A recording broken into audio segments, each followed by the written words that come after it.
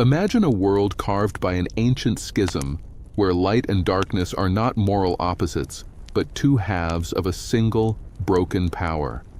This is the world of The Sun and the Void by Gabriella Romero, an epic fantasy rich with the flavor of ancient South American empires and the shadow of colonial history. This is a story about destiny, betrayal, and the cost of choosing only one kind of magic. At the heart of the kingdom of Calem live two women, separated by fate, yet bound by blood and prophecy. First, there is Reina, the heir to a noble, ruling house, trained in the beautiful, controlled magic of the sun. She represents tradition, light, and the established order. She is destined for glory, but constantly choked by the political intrigue of the court. Second, there is Eva, an outcast whose true heritage is dark and forbidden.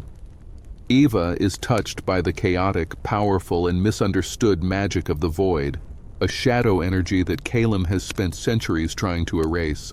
When a series of devastating political betrayals and magical accidents force Eva to unleash her power and return to claim her birthright, the kingdom is thrown into chaos.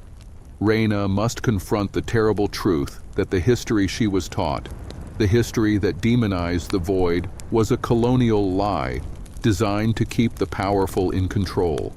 This is a story where the fight is not between good and evil, but between suppressed history and necessary truth. Get ready for a deep dive into an intricately built world where two women must either destroy each other or find the courage to reunite the broken halves of their world. Our epic journey into Calem begins now. The Kingdom of Calem, Reina and Duty. Our journey begins in Calem, a kingdom of breathtaking beauty and suffocating political formality. This society is defined by the solar cult, an organized, established religion that worships the sun and its corresponding magic. A clean, beautiful, and controlled form of power accessible only to the ruling elite, primarily the families of colonial descent.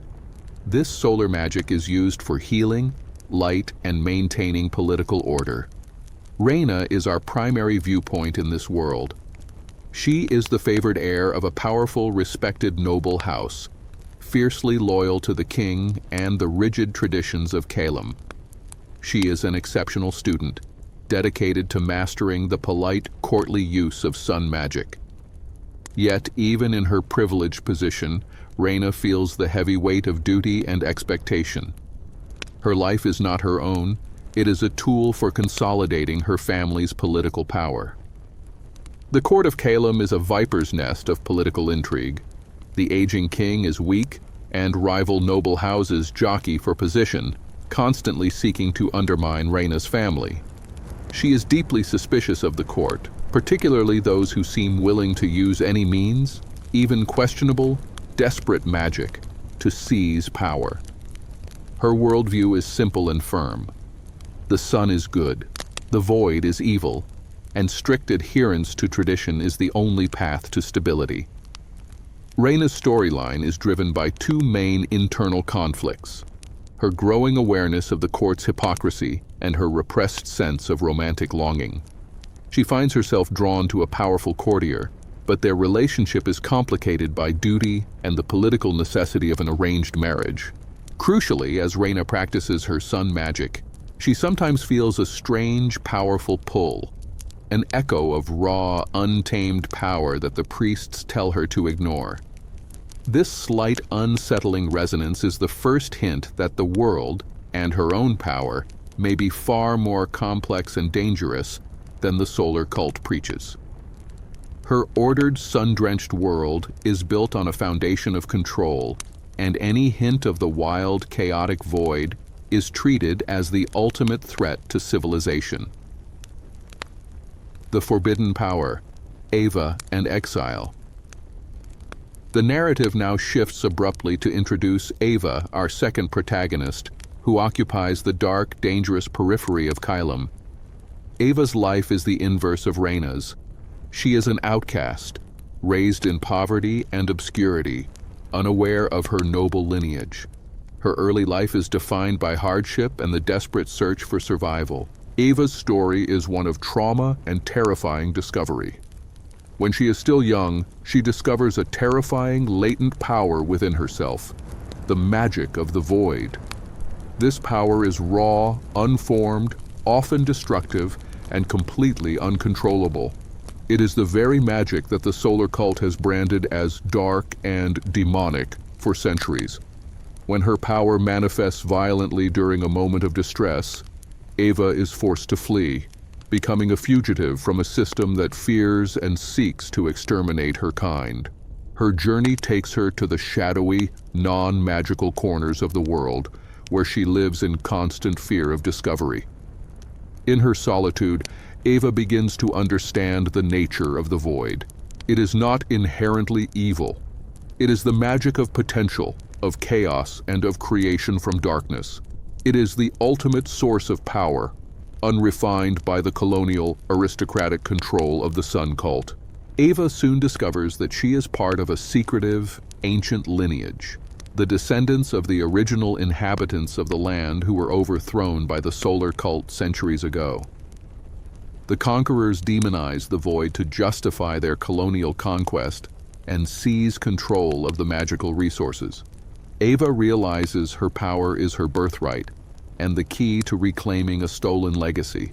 She meets a group of pragmatic, cynical outlaws and mercenaries who teach her to channel her chaotic void magic.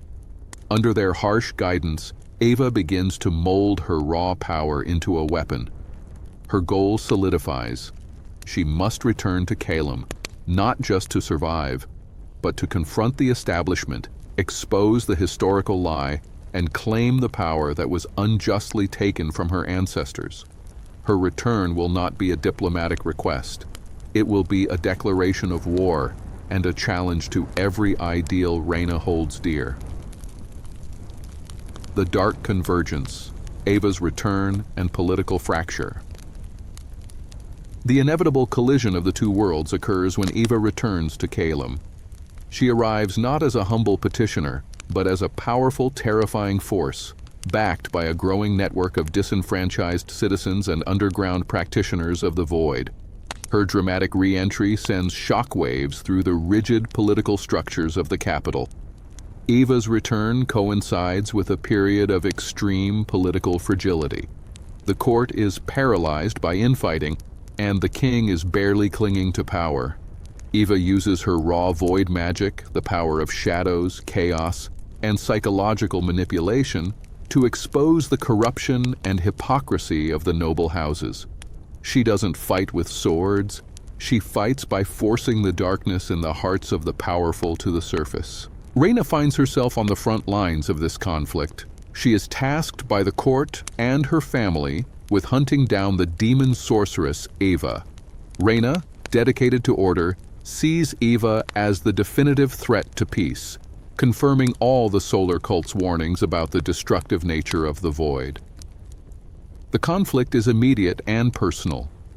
Two powerful young women destined to be on opposite sides of a brewing magical civil war.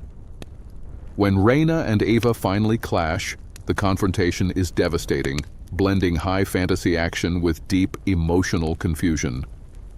During their battle, a disturbing truth is revealed to Reina. Eva's power is not evil, it is simply different. Reina witnesses the raw strength of the void and recognizes the same fundamental source of energy that she struggles to control in her own sun magic. She realizes that the solar cult did not defeat the void, they simply suppressed it and rebranded it as wickedness. This realization creates a profound internal schism for Reina. Her loyalty to her family, her king, and her entire worldview is suddenly pitted against the undeniable evidence of a historical lie. The political landscape of Calem fractures. Some nobles cling fiercely to the old ways, while others, disillusioned, begin to view Eva not as a monster, but as a potential revolutionary leader and the key to a more powerful, honest future. The scars of history, the colonial legacy. This section is dedicated to peeling back the layers of history, exposing the colonial origins of Kylem's magical schism, which justifies the novel's thematic depth and volume. Through flashbacks and discovered ancient texts, Reina and Eva, sometimes working separately, sometimes in uneasy truce, uncover the brutal truth. The founders of Kylem, the ancestors of Reina's house, were colonizers who arrived with sun magic. The indigenous people of the land possessed the powerful wild magic of the void. To conquer and enslave them, the colonizers systematically demonized the void, wrote a new history, and used the sun cult as a tool of cultural and magical oppression. The noble tradition that Reina upholds is, in fact, a colonial scar. This revelation is a complete betrayal for Reina. She realizes her entire life, her sense of duty and her mastery of sun magic have been built on a framework designed for the perpetuation of injustice. She must now confront her father and the king, exposing the truth that the very stability they champion is rooted in centuries of violence. This internal struggle is the most powerful element of the novel, the moment when the privileged protagonist must choose between her family's comfort and historical justice. The conflict culminates in a devastating event. A major political figure attempts a final, desperate power grab, using an illegal, unstable form of hybrid magic to cement control. This act of blatant, reckless ambition proves to Reina that the real danger lies not in the untamed power of the void, but in the corrupt control of the solar establishment. The attempt results in a massive, magical cataclysm, throwing Kylem into full-scale civil war. Reina finally makes her choice.